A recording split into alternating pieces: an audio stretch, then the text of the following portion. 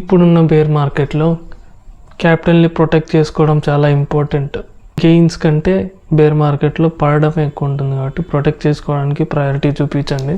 Market పడుతున్నప్పుడు నేను ఎలా ప్రొటెక్ట్ చేసుకోవాలి, కొంటే పెరుగుతుంది కదా, పెరగకపోతే పడుతున్నట్టు నష్టమే కదా అంటే అలా కాదు.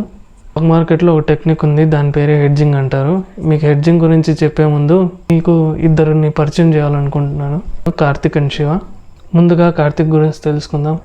కార్తిక్ అనే వ్యక్తి గత 1 yearగా మ్యూచువల్ ఫండ్స్లో ఎస్ఐపి చేస్తూ వస్తున్నాడు, ఇంకా స్టాక్స్ అట్లా కొంటూ ఉన్నాడు.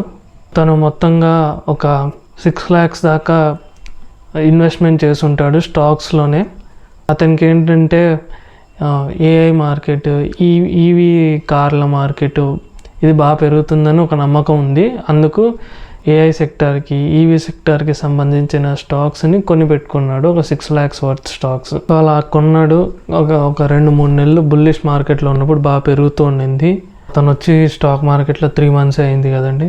సో 3 months తర్వాత ఇప్పుడు ఏంటంటే జూన్ టైం వచ్చింది, మే ఎండింగ్, మే మధ్యలో ఉన్నాం.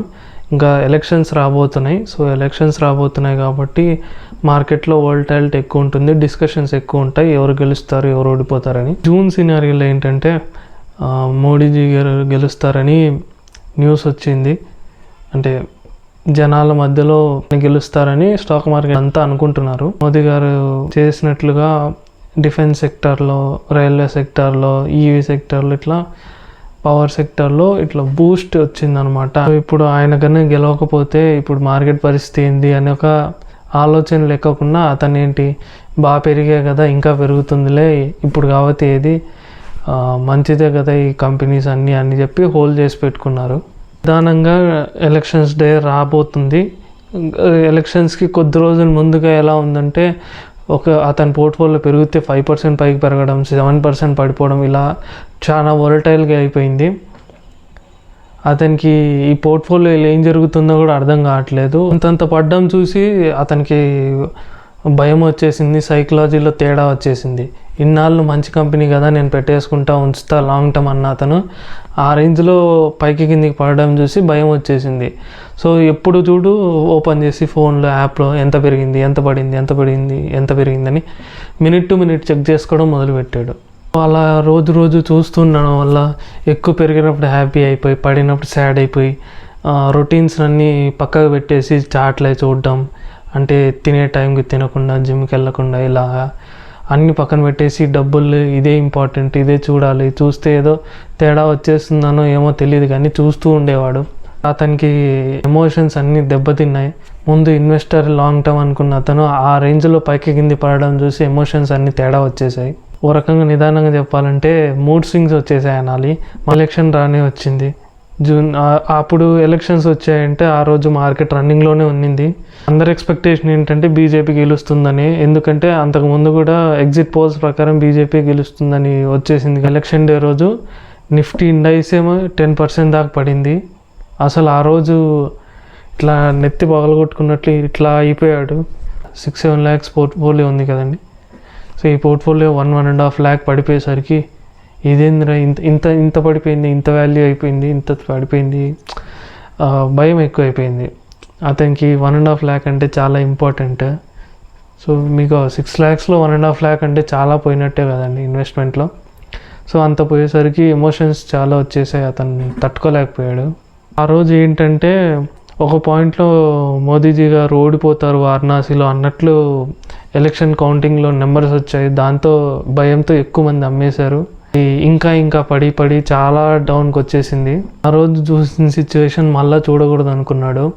అందుకే మెంటల్గాను రెక్లెస్గా ఉండకూడదు అని డిసైడ్ అయ్యాడు. బాగుంది, కానీ ఈలోపే డ్యామేజ్ జరగాల్సిందంతా జరిగింది కదా.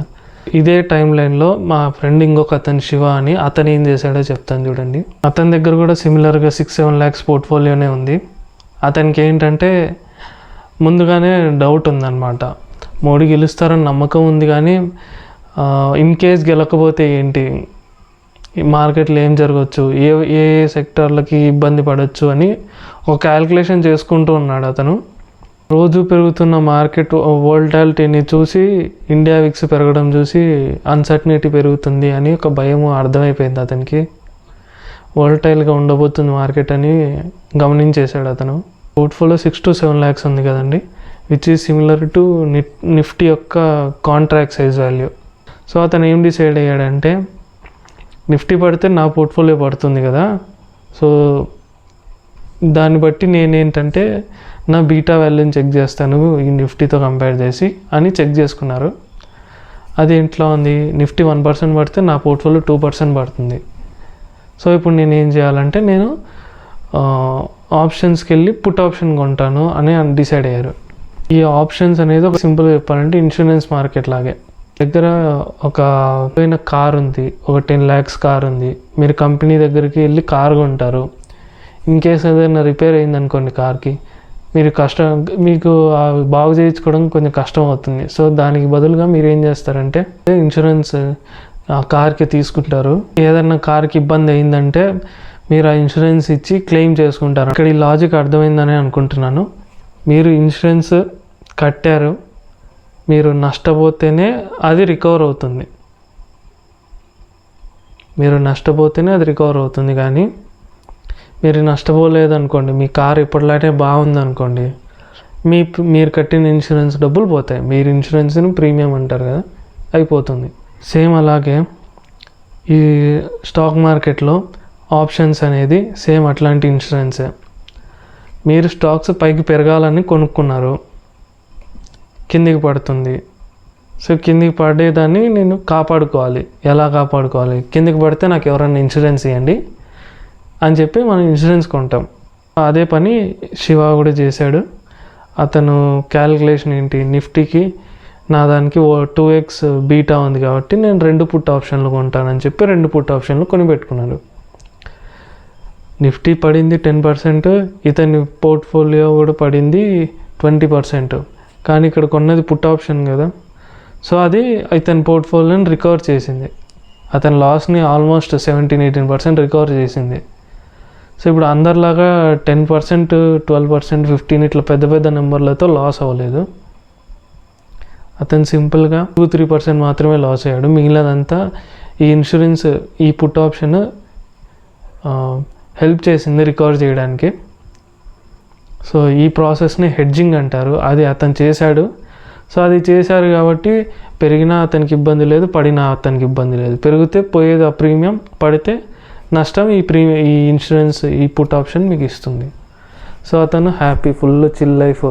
పెరుగుతున్న సంబంధంలో, పడుతున్న సంబంధంలో ఎలాగో మనకు సేఫ్టీ ఉంది, మ్యాక్సిమం పోతే ఇంతే కదా పోయేది అని ఒక క్యాల్కులేషన్ ఉంది అతనికి. సో అతనిలాగా స్ట్రెస్ తీసుకొని 10% పడితే అయ్యో అని 3 స్వింగ్స్ వచ్చి, ఇటువంటి మైండ్ సెట్ అనేది ఇన్వెస్టర్కి మంచిది కాదు. సర్టనిటీస్ వస్తున్నాయంటే మీకు ఏం జరగబోతుందో మీకు తెలియదు. కాబట్టి ఒకవేళ పడితే నేను ఎంతో ఎక్కువ నష్టపోతానని మీకు భయం ఉంటే ముందుగానే మీరు మీ పోర్ట్ఫోలియో మొత్తాన్ని హెడ్జ్ చేయండి. హెడ్జ్ చేస్తే శివ ఎలా తప్పించుకున్నాడో మీరు కూడా అలాగే తప్పించుకోవచ్చు లాసెస్ నుంచి. మీకు హెడ్జ్ చేస్తే, హెడ్జ్ చేయకపోతే సిచ్యువేషన్స్ ఎలా ఉంటాయని నా ఫ్రెండ్స్ ఎగ్జాంపుల్ తీసుకొని మీకు చెప్పాను. ఐ హోప్ మీకు అర్థమైందని అనుకుంటున్నాను. హెడ్జ్ చేస్తే ఎలా ఉంటుందో, హెడ్జ్ చేయకపోతే ఎలా ఉంటుందో సినారియోస్ అని. మీకు ఇందాక చెప్పాను, అతనికి ఉన్నది 6-7 lakhs పోర్ట్ఫోలియో, వోల్టాలిటీ ఎంత ఉంది, దాన్ని బట్టి ఇన్ని పుట్స్ కొన్నాడని. అది రియల్ టైంలో ఎలా చేయాలో, ఎలా చూడాలో కూడా మీకు తెలియాలి కదా. సో అందుకే నా స్క్రీన్ మీదకి రండి, నేను చూపిస్తాను. ముందుగా మీరు మీ స్టాక్స్ యొక్క వోల్టాలిటీ ఎంత ఉంది అని మీ పోర్ట్ఫోలియో వాల్యూ మీకు ఎలాగో తెలుసు, మీరు ఎంత డబ్బులు పెట్టారని మీకు తెలుసు. ఓకే, మీ పోర్ట్ఫోలియో ఇప్పుడు ఎంత డబ్బులు పెట్టారో దాని కరెంట్ వాల్యూ ఎంత ఉందో మీకు తెలుసు కదా. కరెంట్ వాల్యూ ఐడియా దృష్టిలో పెట్టుకోండి. ఓకే, నా వోల్టాలిటీ ఇండెక్స్ని తెలుసుకోవడానికి నేను టిక్కర్ టేప్ అనే ఒక వెబ్సైట్ని వాడతాను. సో ఈ టిక్కర్ టేప్ వెబ్సైట్లోకి మీ జీరోదా అకౌంట్తో లాగిన్ చేయండి. మీ పోర్ట్ఫోలియోకి వెళ్ళండి. మీరు ఇక్కడ యాడ్ బ్రోకర్ అని చూపిస్తుంది, అక్కడ మీ బ్రోకర్ అకౌంట్ కనెక్ట్ చేసుకోండి. తర్వాత ఇట్లా స్క్రోల్ చేస్తే మీకు మెట్రిక్స్ అని కనపడుతుంది, ఒక ఆప్షన్ చూపిస్తుంది. పిఈ రేషియో ఇండెక్స్తో పోలిస్తే నా పిఈ రేషియో తక్కువ ఉంది, అంటే నా స్టాక్స్ అండర్ వాల్యూడ్లో ఉన్నాయి. ఇది రైట్ టైం కాదు ఆ స్టాక్స్ని అమ్మడానికి కానీ. ఓకే, సో ఈ క్లారిటీ అంటే కాస్ట్లో ఉన్నప్పుడు ఇటువంటి ఫాల్ టైంలో అమ్ముకొని వెళ్ళిపోవడం మంచిదే. ఇప్పుడు చీప్గా ఉన్నాయి మన స్టాక్స్, వీలైతే కొనాలి కానీ చీప్గా అమ్మేసి వెళ్ళకూడదు, అమ్మితే నష్టపోతారు కాబట్టి నేను అమ్మదలుచుకోలేదు. కానీ దీనికి ప్రొటెక్షన్ కావాలి నాకు, అందుకు నేను ఇక్కడ వోల్టాలిటీ చెక్ చేశాను. మీరు గమనిస్తే బెంచ్ మార్క్ వోల్టాలిటీ 1 టైం ఉంటే నాది 2.6 టైమ్స్ ఉంది. అర్థమైంది? అంటే ఇప్పుడు నా పోర్ట్ఫోలియో 10 lakhs అంటే నేను పుట్ ఆప్షన్ 26 lakhsకి ప్రొటెక్షన్ ఇచ్చే సైజ్ అది నేను కొనాలి అనమాట. ఓకే, ఇప్పుడు నిఫ్టీ యొక్క లాట్ సైజు 75 అవ్వబోతుంది. సో 75 ఇంటూ నిఫ్టీ ఎంత ప్రైస్ నడుస్తుందో ఆ ప్రైస్ని మల్టిప్లై చేయండి, మీకు ఒక వాల్యూ వస్తుంది. ఓకే, అది సమ్వేర్ అరౌండ్ నేను అనుకుంటున్నా 18-19 lakhs వస్తుందని. సో ఇప్పుడు నా పోర్ట్ఫోలియో 10 lakhs, అది 19 lakhs, ఆల్మోస్ట్ ట్వైస్ ఉంది కదా. సో అందుకు నేనేం చేస్తాను, ఒక పుట్ లాట్ కొంటాను. మార్కెట్ పడిందా, పుట్ వల్ల నాకు ప్రాఫిట్ వస్తుంది. మార్కెట్ పెరిగిందా, నా ప్రీమియం పడిపోతుంది, పడిపోయిన ప్రీమియమే నాకు నష్టం. సో ఎంతో పడిపోతుందని భయపడిన నేను ఇప్పుడు ఆ ఇన్సూరెన్స్ తీసుకోవడం వల్ల కొంత డబ్బులే పోతుంది. ఇన్ జనరల్ 75 క్వాంటిటీ ఉన్న నిఫ్టీ యొక్క లాట్ సమ్వేర్ 5,000 నుంచి 15,000 మధ్యలో నడుస్తూ ఉంటుంది. అంటే ఎక్స్పైరీ దగ్గర అయితే తక్కువ, దూరం ఉంటే ఎక్కువ ఉంటుంది. సో మీరు ఎన్ని రోజులకి ఇన్సూరెన్స్ కావాలనేది కూడా మీరు అక్కడే డేట్ చెక్ చేసుకోవచ్చు అనమాట. సో మీకు దాన్ని కూడా చూపిస్తాను. ఈ పుట్ ఆప్షన్ అనే ఇన్సూరెన్స్ అంటాను కదా, సో అది మీరు ఎన్ని రోజులు కొనాలనేది ఫస్ట్ డిసైడ్ అవ్వాలి. మీకు ఈ అన్సర్టనిటీస్ ఎన్ని రోజులు ఉంటుంది అంటే ఇప్పుడు నెక్స్ట్ వీక్లో ఎలక్షన్స్ జరుగుతున్నాయని మీకు ఐడియా ఉందనుకోండి. సో ఎలక్షన్ రిజల్ట్ రాగానే అంతా నార్మల్ అయిపోతుంది. అంటే అన్నీ రాంగ్గా తీసుకున్న వాళ్ళంతా వెళ్ళిపోతారు, రైట్గా తీసుకున్న వాళ్ళు ప్రాఫిట్ బుక్ చేసుకున్న అన్నీ బ్యాక్ టు నార్మల్ అయిపోతాయి. సో ఆ టైం వరకు మీకు కావాలి కదండి. సో అందుకోసం ఏం చేస్తారంటే ఇప్పుడు వారం కదా, సో నెక్స్ట్ వీక్ వరకు ఉండే ఏదైనా ఇన్సూరెన్స్ ఉందా అని వెతకాలి. ఇన్సూరెన్స్ తీసుకునేటప్పుడు ఏమన్నాను, నిఫ్టీ సైజుని బట్టి అతను తీసుకున్నాడని చెప్పాను కదా శివ. సో అదే మనం ఇక్కడ కూడా చేద్దాం. నిఫ్టీ 23,200 దగ్గర ఉంది. నెక్స్ట్ వీక్ వరకే కావాలి కదా. నెక్స్ట్ వీక్ అంటే ఏంటి, 18, 19, 20, 23rd Jan. 23rd Jan date ఇక్కడ చూసారు కదా, 23rd Jan. ఇక్కడ రెండు ఉన్నాయి, సిఈ పిఈ అని. అసలు ఈ సిఈ అంటే ఏంటి, పిఈ అంటే ఏంటి? మీరు ఏదన్నా అమ్మారో ఇన్ కేస్ పైకి వెళ్తుంది అని మీకు భయం ఉందనుకోండి, ప్రొటెక్షన్ కావాలనుకుంటే సిఈ తీసుకోవాలి. మీరు పెరుగుతుంది, లాంగ్ టర్మ్ ఇన్వెస్ట్మెంట్ పైకి పెరుగుతుంది అనే ఉద్దేశంలో ఉన్నారు, కిందికి పడుతుందని భయం ఉంది, సో దానికి ప్రొటెక్షన్ కావాలంటే మీరు పిఈ తీసుకోవాలి. ఇప్పుడు ఈ పిఈ కొనాలనుకుంటున్నారు, మీరు బై దగ్గరికి వెళ్తారు. ఇందాక చెప్పాను కదా, దీని నెంబర్ ఇంటూ 75. ఇవి 1, 2 అయితే ఇవ్వరు, మీరు మినిమం 75 కొంటా అంటేనే ఇన్సూరెన్స్ ఇస్తారు. 75 ఇంటూ 23,200 ఎంత అవుతుంది? సో అంత అవుతుంది. సో దానికోసం ఇంత ప్రొటెక్షన్ కావాలి కదా. సో నేనేం చేస్తున్నా అంటే ఇందాక చూసినట్టు 2.6 times వోల్టాలిటీ ఉంది నా పోర్ట్ఫోలియో. నేను ఇప్పుడు 18 ఇది 9 to సమ్వేర్ దగ్గరగా ఉంది కదా. 2 times 2.6 times అంటే నేను 3 timesకి వెళ్ళి కూడా తీసుకోవచ్చు. నేను 2 times తీసుకుందాం అనుకుంటున్నాను అంతే. అది మీ ఇష్టం. మీకు ఎక్కువ పడే ఛాన్స్ ఉంది, నాకు ఎక్కువ నష్టపోకూడదు, మొత్తం రికవర్ అయిపోవాలి అని మీరు అనుకుంటే 3 times తీసుకోవాలి అట్లాంటి సిచ్యువేషన్లో. లేదంటే మీరు 2 times తీసుకుంటే సరిపోతుందని నేను అనుకుంటాను. కొంచెం లాస్ అయినా పర్లా, అందరితో పోలిస్తే మనకి చాలా రికవర్ అవుతుంది. అందుకు కానీ నేను ఏం చేస్తానంటే ఇక్కడికి వెళ్ళి బై కొట్టేస్తాను మార్కెట్ ఆర్డర్కి, ఎంత ఉంటే అంతకి. ఇప్పుడు మార్కెట్ 23,203.2 రూపీస్ దగ్గర ఉంది. ఓకే, ఇప్పుడు 23,200 కంటే ఎంత కిందికి వెళ్తే ఈ పుట్ ఆప్షన్ అనేది అంత పెరుగుతుంది ప్రైస్. సో ఆ పెరిగిన ప్రైస్ మీకు రికవర్ అవుతుంది అన్నమాట, పెరిగిన ప్రైస్ వల్ల. ఇన్ కేస్ 23rd Jan మధ్యాహ్నం 3:30 కల్లా 20,200 కంటే కిందికి రాలేదనుకోండి, నిదానంగా మీ 150 రూపీస్ జీరో అయిపోతాయి. 150 into 75 ఎంత? ఇక్కడ మీరు పెట్టిన డబ్బులో 11,265. సో మీ 11,265 డబ్బులు వెళ్ళిపోతాయి, అవి జీరో అయిపోతాయి. ఇన్ కేస్ 23,203 ఉంది కదా, ఇంకొద్ది రోజుల తర్వాత 23,100కి వచ్చింది. సో 100 రూపీస్ నిఫ్టీ పడింది. సో ఇప్పుడు ఇక్కడ ప్రైస్ ఎంత ఉంది, 150 ఉంది పీఈది. అది 100 రూపీస్కి వస్తుంది. అక్కడ మీకు 50 రూపీస్ పోయింది. అది ఎప్పటికి పోయినట్టు? వెంటనే పోదు, ఎందుకంటే మీకు టైం ఉంది కాబట్టి దాంట్లో టైంకి కూడా వాల్యూ ఇస్తారు. మార్కెట్ పడిందంటే వెంటనే మీకు ప్రాఫిట్స్ వస్తాయి. మీరు ఎక్కువసేపు పెట్టుకున్నారంటే దానికి టైంకి కూడా వాల్యూ ఇస్తున్నారు కాబట్టి టైం అయిపోతే వాల్యూ కూడా పోతుంది కదా. అలాగే దీనికి కూడా నిదానంగా తగ్గుతూ వస్తుంది. ఇది కొంచెం ఆప్షన్స్ చేసే వాళ్ళకి ఇది ఇంకా క్లియర్గా ఉంటుంది. ఇన్ కేస్ ఆప్షన్ చేయని వాళ్ళ కోసం ఇలా చెప్తున్నాను.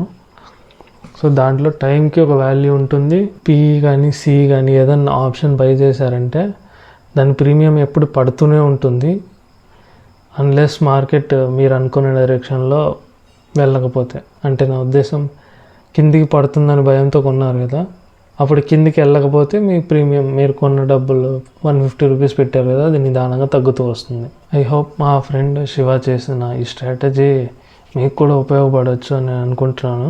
చాలా సింపుల్ థింగే, కాకపోతే ఇది చాలా ఇంపార్టెంట్ థింగ్. స్టాక్ మార్కెట్లో ఇట్లా పడుతుందని మీకు ముందే అనిపిస్తే, మీకు డౌట్ వస్తే ఇట్లా ఒక ఇన్సూరెన్స్ కొని పెట్టుకోండి. పోతే ప్రీమియం, వస్తే మీకు మొత్తం లాస్ రికవర్ అవ్వచ్చు. మొత్తం పోగొట్టుకుంటా అని భయం ఉన్నప్పుడు ఇటువంటివి చేయండి. మీ పోర్ట్ఫోలియోని హెడ్జ్ చేయండి. ఈ ప్రాసెస్ని అంతటిని హెడ్జింగ్ అంటారు. సో ఈరోజు ఈ వీడియోలో చెప్పాలనుకున్నది నేను అదే, హెడ్జింగ్ గురించి. సో నేను ఇప్పుడు వీళ్ళిద్దరు స్టోరీస్ చెప్పి మీకు హెడ్జ్ చేయడం వల్ల హెడ్జ్ చేసే వాళ్ళకి ఎటువంటి ఉద్దేశాలు ఉంటాయి, వాళ్ళకి ఏ సిచ్యువేషన్లో చేయాలనే ఆలోచన వస్తుంది, చేయకపోతే ఎటువంటి సిచ్యువేషన్స్ జరుగుతాయి అనే దాని గురించి కూడా చెప్పాను. మీరు హెడ్జ్ చేయాలనుకుంటున్నారని అనుకుంటున్నాను, ఎందుకంటే ఈ వీడియో చూడడానికి వచ్చారు కాబట్టి. సో ఇక ఇది మీ టైం, మీరు యాక్షన్ తీసుకోండి. మీ యాక్షన్ పాయింట్స్ ఏంటంటే, మీరు ఫస్ట్ మీ రిస్క్ టాలరెన్స్ చెక్ చేయండి. అంటే ఇప్పుడు మార్కెట్ ఇంత పడుతుందంటే మీ స్టాక్స్, మీ పోర్ట్ఫోలియో ఎంత పడుతుందో గమనించండి. దాన్ని బట్టి మీరు బేసిక్ హెడ్జింగ్తో స్టార్ట్ చేయండి. అంటే సింపుల్గా ఇంత పడుతుంది అని మీరు గమనించారు కాబట్టి వోల్టాలిటీని సో సింపుల్గా పుట్టుకొని వదిలేసేయండి. సింపుల్గా పుట్టుకొని బేసిక్ హెడ్జింగ్తో స్టార్ట్ చేయండి. సో ఇంకా మార్కెట్లో కొందరు ఏంటంటే ఆప్షన్ స్ట్రాటజీస్ చెప్తూ ఉంటారు ఆప్షన్ ట్రేడింగ్ చేయడానికి. ఆప్షన్ ట్రేడింగ్ అనేది యాక్చువల్గా డబ్బులు సంపాదించడానికి కాదు, పోగొట్టుకోబోయే డబ్బుల్ని కాపాడుకోవడానికి మాత్రమే వాడతారు. యాక్చువల్గా ఆప్షన్స్ క్రియేట్ చేసిన దాని పర్పసే అది. నిర్మలా సీతారామన్ యాక్చువల్లీ ఒక కామెంట్ అనింది, ఫ్యూచర్ అండ్ ఆప్షన్స్ అసలు మిడిల్ క్లాస్ వాళ్ళకే కాదన్నట్లు.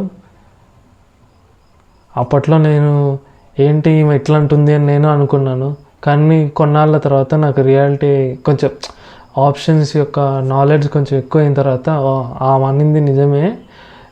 2,000, 5,000, 10,000తో చేసే వాళ్ళకి ఇది ఎగ్జాక్ట్ మెథడ్ కాదు డబ్బులు సంపాదించడానికి. ఇది మీ దగ్గర ఎంతో పెద్ద పెద్ద పోర్ట్ఫోలియోలు ఉంటే దాన్ని కాపాడుకోవడానికి వాడే ఇన్సూరెన్స్ ఇన్స్ట్రుమెంట్ అంటాను నేను దీన్ని. ఎంతో డబ్బులు పెట్టి మీరు పోర్ట్ఫోలియో కొన్నారు, దాన్ని పడుతుందని ఒక భయంతో మీరు ఉన్నారు కాబట్టి దాన్ని కాపాడుకోవాలి కదా, అందుకే ఇన్సూరెన్స్ కొంటారు. ఐ హోప్ ఈ వీడియో మీకు అర్థమైందని అనుకుంటున్నాను. సో మీకు ఈ వీడియో ఈ టైంలోనే చేయడానికి కారణం ఏంటంటే, February 1st బడ్జెట్ డే రాబోతుంది ఇండియాలో. February 1st రోజు గవర్నమెంట్ ఏ డెసిషన్ తీసుకుంటుందో దాన్ని బట్టి ఏ కంపెనీలకి ఎంత ట్యాక్స్ పడవచ్చు, ఎంత ట్యాక్స్ తగ్గచ్చు, ఏ కస్టమ్ డ్యూటీలు తగ్గడమో పెరగడమో, ఏ కంపెనీల మీద ఎక్కువ డబ్బులు ఇన్వెస్ట్ చేయబోతున్నారో, అంటే ఏ ఫార్మర్స్కి డబ్బులు వాడబోతున్నారో, రైల్వేస్కి వాడబోతున్నారో, డిఫెన్స్కో, ఇట్లా వాళ్ళ డీటెయిల్స్ మొత్తం ఒక స్పీచ్లో చెప్తారనమాట February 1st రోజు. సో దానికోసం ఆ రోజు మీకు ఏదన్నా మీ పోర్ట్ఫోలియో పడుతుంది అని మీకు భయం అనిపిస్తే, సో ఈ వీడియోని ఒకసారి చూడండి, మొత్తం మళ్ళీ చూడండి మీకు క్లారిటీ వచ్చే వరకు.